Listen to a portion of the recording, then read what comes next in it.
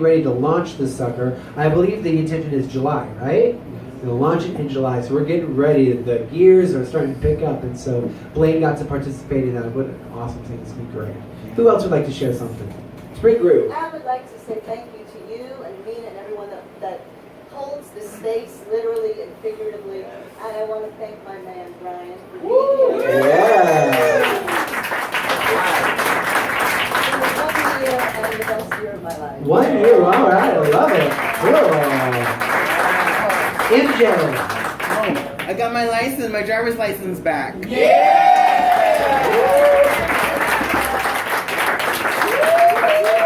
Hector, you had something. Prayer line Fridays at 8:30. It's amazing. Prayer line Fridays at 8:30. It's amazing. Is it your prayer? I know it's Nina. Amina's prayer. Oh, the practitioner called the prayer and the call in. Yes, yeah. Each Friday, just so you know this, because we're holding the space for you, practitioners call in every Friday morning to pray for you all, for all of us. So if there's any prayer requests you have, put them in the prayer request box. Talk to Amina. There's practitioners available to pray with you. They're going to be up on the 3rd floor directly following service. So if you'd like to work through something specific, please take advantage of it. Prayer is the most powerful technology we have access to, and we are doing it. Anyone else? Jasmine. I just want to say I'm very grateful for you and the spiritual practitioner class. And next week I'm going for a call back in New York for a Broadway play. Wow.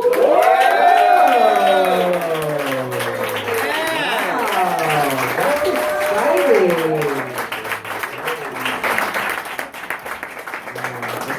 They're doing that biopic on Naomi Campbell, right? Yeah. It's an in, sure in, shoe in. Who out there? Yeah, go ahead. We just wrapped the Last Tycoon last week, and we've been working on a film company for 2 years, and it got financed, and we leave for Europe on Thursday with 5 films that we're going. Oh my God! Dan Olsen rocking it out. Love it. Abundance all around. I know we can go on and on because we're so abundant, but we'll do one more. Wasn't there something, Mina? Well, first I want to say thank you for yesterday because it was amazing, and we had an awesome group of home group leaders coming for you, so super excited.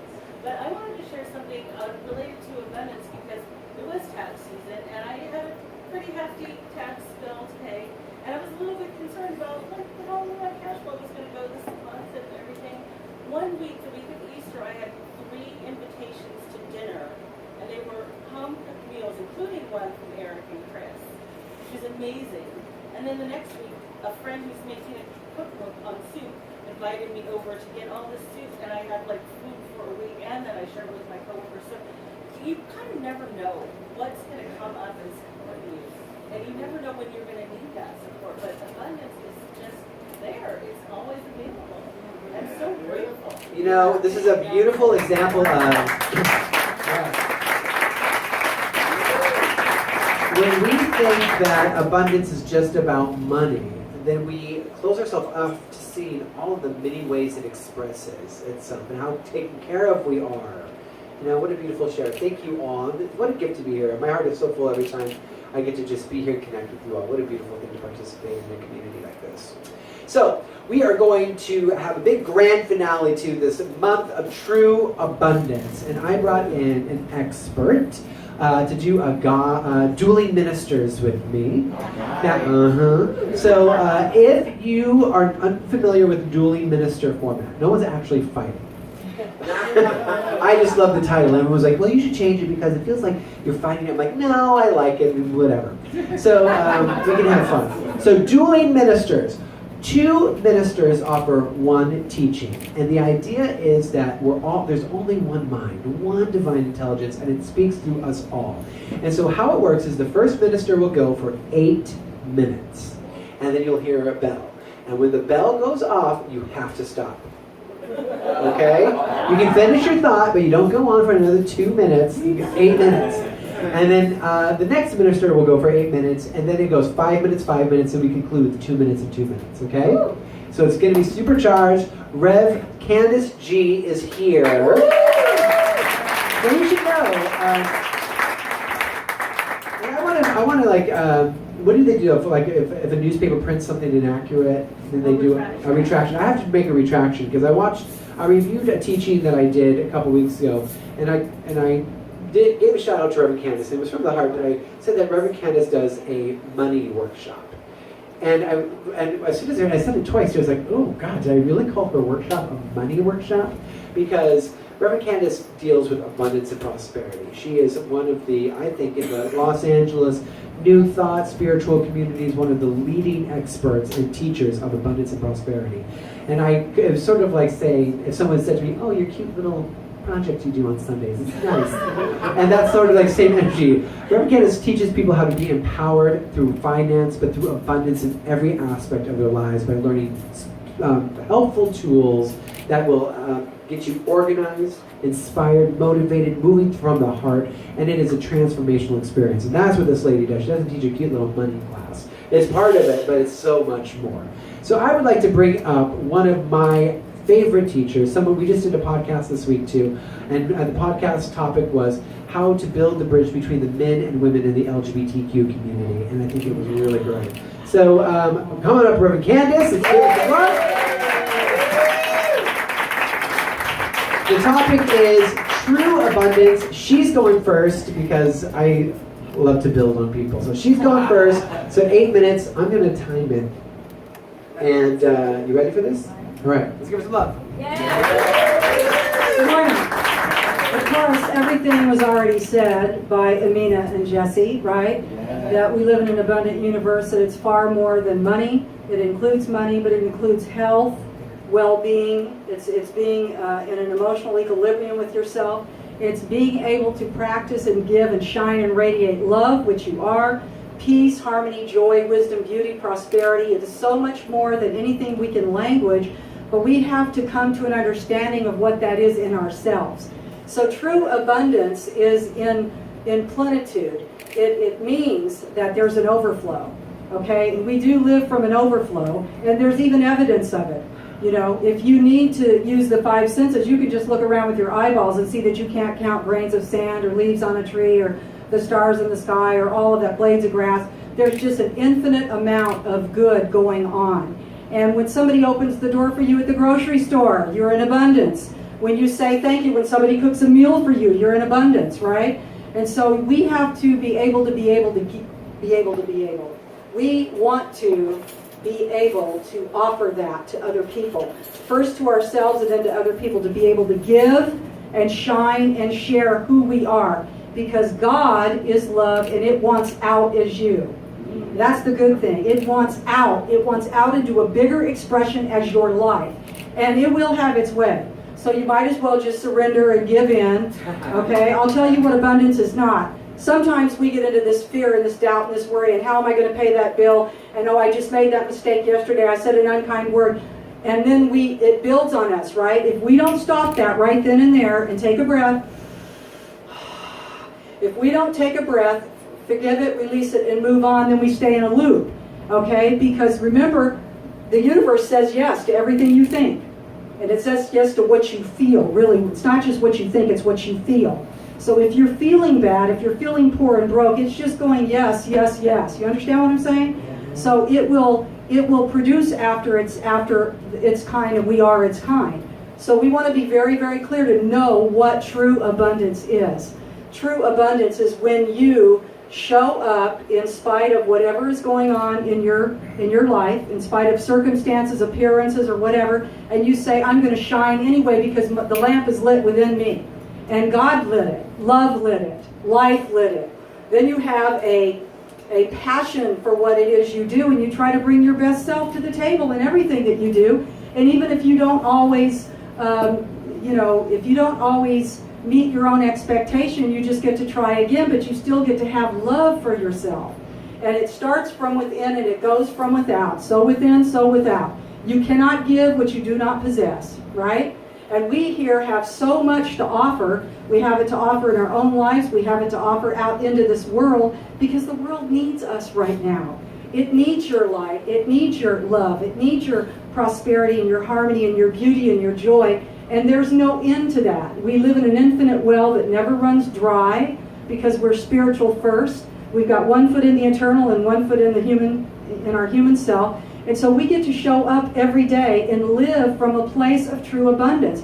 That's where I live. That's my sincere intention, is to live from a place of prosperity and overflow and abundance in everything that I think, say, and do. So my intention and our intention is to be able to give that. And to give it without expecting anything in return. Remember, you got to light your own lamp, right? You have to light your own lamp. Don't look for people outside of yourself to give you a compliment. People will do the exact opposite oftentimes, but it doesn't matter because you get to do it anyway and nobody can stop you, right? Nobody ever stops us, by the way, it's only us. But when we live from that place of giving and receiving, sharing and giving, sharing, receiving, and giving, it's just that's the kind of loop you want to be in. You want to be in a perennial state of gratitude. Stay in gratitude, keep your knees on the ground, so to speak. Stay in a place of humility and say, use me today. Wherever I go, wherever I show up, let me be my best self. Open the door for somebody, give them a kind word, take them to the doctor's office, go to the gym, whatever it is that we're doing, we just want to show up and live from a place of overflow so that we have something to offer. And as you do that in your own life, you just watch it change. Don't you know? You watch it change. You watch all of those crooked places seem to straighten out a little bit. Of course, I don't mean straighten little word, because we want to just be our fabulous gay and lesbian and everybody's self. But we have things that happen. But that's okay. We're all going to always have that stuff, by the way. But it doesn't have to get you and bite you. So when you live from this other vantage point, when you do enough work within yourself that you can hold a vibration through the thick and through the thin, through the rough times and the difficult experiences, it builds upon you. Remember, it's giving to you. It's always giving and corresponding to how you think and feel. It's that combination. And so we want to turn our attention away from the world. We don't want to ignore what's going on. We want to be aware, but we want to turn our attention inward and really get clear with what I have to give. What I have to give is different from what you have to give and shine and share. You have a unique gift. You have something to offer, and be willing to do that, because when you do that, you live from that place of true prosperity, true abundance. And it does include everything: well-being, health, emotional, physical, psychological, financial. It does include all of those things, but most people just tend to think about it about pure money and it isn't. It's so much more than that. And this community, by the way, is so rich with abundance. Do you all know that about yourself? Yes. And if you don't, call the prayer line. Ask Amina to pray for you. Call somebody to remind you when you forget. That's what we get to do for each other, because we all want to live from that place. We don't want to ignore what's happening. We just want to participate in what's trying to emerge right now on the planet, which is more love, more joy, more peace, more harmony, prosperity. Why do you think all this other ugly thing has reared its head? It has to come up to be healed. So we're doing it through our individual selves. First of all, we are healing ourselves so that we can be better givers of it, so that we stand in the face of its opposite, we can still be okay. We can still say, I am prosperous, I am abundant, I'm going to love anyway, shine anyway, share anyway, give anyway. And then when we do that, you just walk that way. You walk in that path and you just watch the waters move in your life.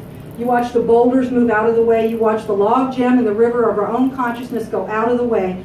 But we have to continue to be willing, to be willing, to be willing, to be willing, and to affirm ourselves and believe it and mean it. Yes, I am. Yes, I will. Yes, I'm able. I'm going to do it anyway, no matter what. Nothing is going to get in my way. And I'm certainly not. This is a conversation we get to have with ourselves. I am prosperous. I am available. I am abundant. I get to do that anyway. And we love ourselves. Sometimes we have to push ourselves. Sometimes we have to, and I do agree with you, love comes to me in that very fierce way. Love will come to me and say, get up and move on now, Candice. It's time to drop that. It's time to put that aside. It's time to really live from this very thing, this abundance and this prosperity that you say. And then you watch everything in your life just move. There's a flow, and there's always a flow happening. So be willing, just be willing to be willing. You don't have to know everything. None of us know everything. I know nothing about anything except the presence of love, and I do know that I am abundant. I do know that I'm prosperous, and I'm going to live that and shine that anyway, and so are you.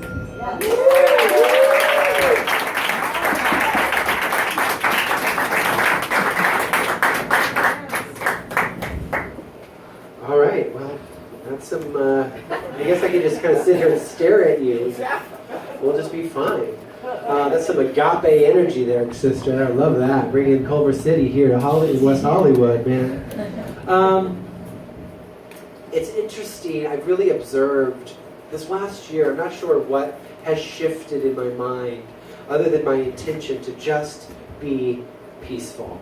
Just be peace, to know love, to know God. And I asked for like the good stuff. You know, I want the good stuff, not the stuff on the street. I want the pure God. You know what I mean? And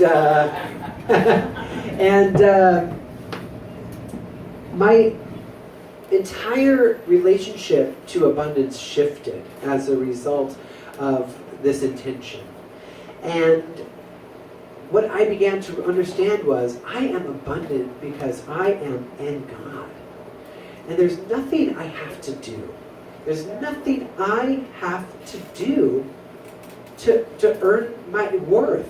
There's nothing I have to do to prove that I am worthy of love, because I am a child of God. I am part of perfect love. It's just what I am. For so long, I thought I had to earn it. I thought I had to be successful in order to deserve respect, you know, to allow my voice to be heard. You know, I thought I had to be beautiful in order to be desired and loved by another person. I thought that I had to be intelligent and academic in order to allow my voice to be heard and to allow it to matter. And all of those things, I had the creative process completely backwards. And when you are creating backwards, there's very little joy in the creative process. There's a lot of grasping, a lot of hitting the pavement, a lot of working yourself to the bone, and getting up and doing it again. We have become so accustomed, we have become slaves in many ways to the belief that our careers are our life's purpose. That dictates our inherent value. What a painful belief system. What a painful belief to hold on to. Because what does that mean? When the work is flowing, I'm more valuable, but when it's not, I mean, I have seen people lose their shit when they became unemployed. I had one friend that was, I remember this, he was like wandering, I saw him wandering the streets one day. He was just like confused. He's like, what's going on? He's like, I lost my job. I mean, like, I was like, it's like that scene from Iris, like when she had Alzheimer's, she was lost in the street, and everything was like frightening. I was like, are you okay? He's like, I don't know what to do anymore. I don't know who I am. And I was like, great, well, that's a great place to start. You know, good. You know how many years I've worked on getting to that space? That blissful space of not knowing and just sort of being open. Enjoy the experience. But we are so attached to the titles. We are so attached to the degrees. We are so attached to the amounts of money in the bank and all that stuff, and because we believe that's what makes us who we are. None of it makes you who you are. So, when we believe that we have to, and Rev Candice mentioned this, that we have to get something in order to be happy. I will be happy when this happens. Then I can be at peace. You know, then I can feel fulfilled. But until I have worldly success, until I have the partner, until I have 0% body fat, and I'm walking around as bones and muscles, I will not be happy. You know what I mean? We laugh at the ridiculous of it, but I drive by now and I see some of these billboards and I'm like, is that what we're supposed to be these days? I mean, I remember seeing this man, I was like, oh my God, he's like a skeleton with like a well-dressed skeleton. And he was on some fashion ad. I was like, oh my God, I am so far away from that these days. I mean, God, you know what I mean? And yet, for whatever reason, I have tried and I have tried and I have tried to get super, super upset because I gained weight when I got married. And like, there was some of the crazy thinking still there. And then I was like, I am like swimming, I'm dripping in love. I can't take a step in my house without stepping in love. And that doesn't make sense to the world thinking. Like, you should feel ashamed. I have friends who are personal trainers that have pretty much tried to stage an intervention with me. Because like, I don't know what's wrong with you. Are you okay? Hey, you want to meet me at the gym and we'll just hang out and connect? I'm like, you're trying to trick me into exercising. I was like, I exercised today. They're like, what did you do? I'm like, I went hiking. They're like, hiking? That's not exercise. You know, it's like, because everything's so extreme these days. Everything has to be so extreme in order to just be okay. We have to have billions of dollars now if we're going to have value. We have to have no body fat if we're going to be sexy. We have to work, I mean, so many people, I have no, like, there's that whole Devil Wears Prada idea of once all of your relationships have gone, you know, have been completely ruined, then you know you're successful, then you know you've really made it. What a wackadoodle consciousness. And yet, how many people feel, I have to tell you, I meet with people for coaching and counseling across the board. The new, and this is the new epidemic, is exhaustion. People are so exhausted that they don't know what to do with it. They're just like, I can't return text message. I go home and I like lock the door and I'm like turning off the lights because I'm afraid that my employer is going to be calling me or that there's more work that's got to be done. And I just like kind of seep under the sheets to sleep for 2.5 hours until I get up and do it again. You know what I mean? But that's what we've been trained to do now. And so if we can reverse that, if we can experience abundance now, if we can learn that because we are extensions of perfect peace, we are perfectly abundant, and then allow everything to reflect that, that's what begins to happen, is our world always reflects what is going on inside. So if we become willing to be peaceful now, no matter what our lives look like, if we become willing to be in love with ourselves now, no matter what the world looks like around us, if we become willing to feel abundant now, no matter how much money is in the bank, trust me, it will begin to reflect those feelings once you make a commitment to that. So we got to reverse the creative process. It's not about getting something and then feeling that you matter. It's about knowing you matter and allowing everything to grow and build from that. There is absolutely nothing you need to do. Let me say that again. There's nothing you need to do to increase your value today. You are perfect, whole, and complete now. I have 8 seconds left. Great. I'm just going to end on that.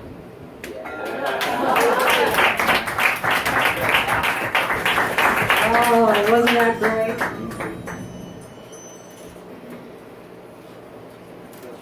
And why is it that we fall prey to the belief that we have to have a degree, a bunch of money, or look like 24, 36, 24, what a woman? Why is that?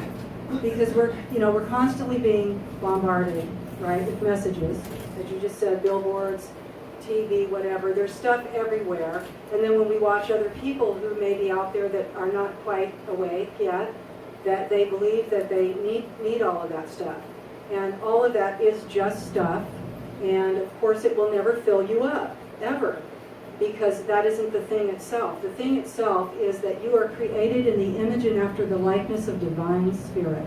You are love itself.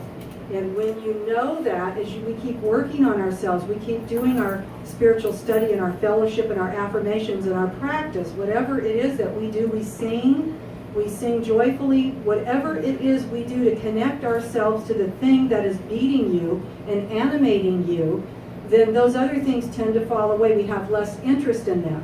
So there's nothing wrong with having a bunch of degrees and a lot of money and person. There's nothing wrong with any of that, but we want to remember that God first, love first, life first, right? Because I could tell you've been around people with gazillions of dollars. It doesn't fill you up. It's not the thing. It serves a purpose, but there's a greater purpose that each of us have, and it is to find out who we are, to connect with the center within us. That's living from a place of true prosperity. And there is nothing that you have to do. As a matter of fact, there's nothing you could ever do to earn God's grace. We are born with grace. Grace is just an unearned gift. It's a privilege from the Spirit to be in grace, but you have to know you have grace. And it's an amazing thing when you do, because you can switch right away from where you were to where you are right now. You can have an immediate change, an awareness, an insight, a revelation, something that changes you forever. We can do that because we can remember and come into an alignment with who we really are. And when we do that, then it is so much easier to go out into life and to deal with the challenges that we have. And certain things are going to fall away when you come into your true prosperity and abundance. You may not want to go over there and do that anymore. You may not want to hang out with those people anymore. You may not want to, go to the gym 24/7. You might just want to take a hike. Maybe you want to meditate. Whatever it is that you do, that we do, we want to do it joyfully by just being with ourselves. But it is that beat up that we do. It's that pattern that we all get into. We've all done it. We've all been there and done that on some level, whether we beat ourselves up for the way we look, or we beat ourselves up for the way we didn't think we got enough education, or we came from the wrong, quote unquote, wrong side of the tracks. Whatever our story is, there is a mandate for us to wake up and be clear and to release that so that we can live from a place of true prosperity. And then when you do that, guess what? You walk in the room and you light it up. You are the light in the room. You bring the joy, and you bring the love, and you bring the peace and the music. You bring whatever it is your gift is. You get to bring that into the situation and watch healing take place. How many of you have experienced that? And to be conscious of it, to be able to do it, not because, oh goody for me, look what I just did, but because you could do that because of who you are and whose you are.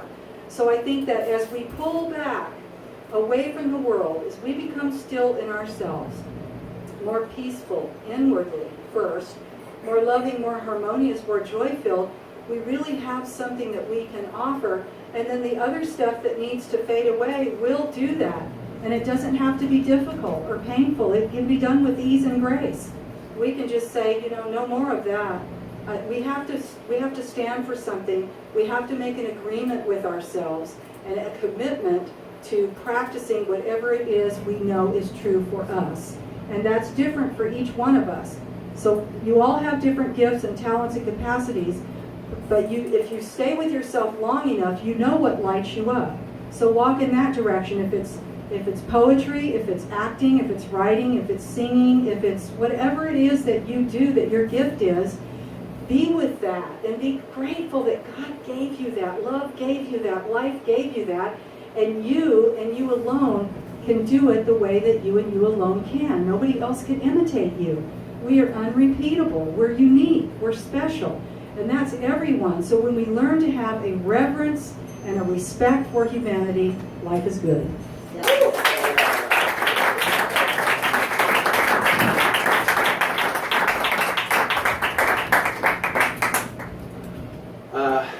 Yes. Yes. And,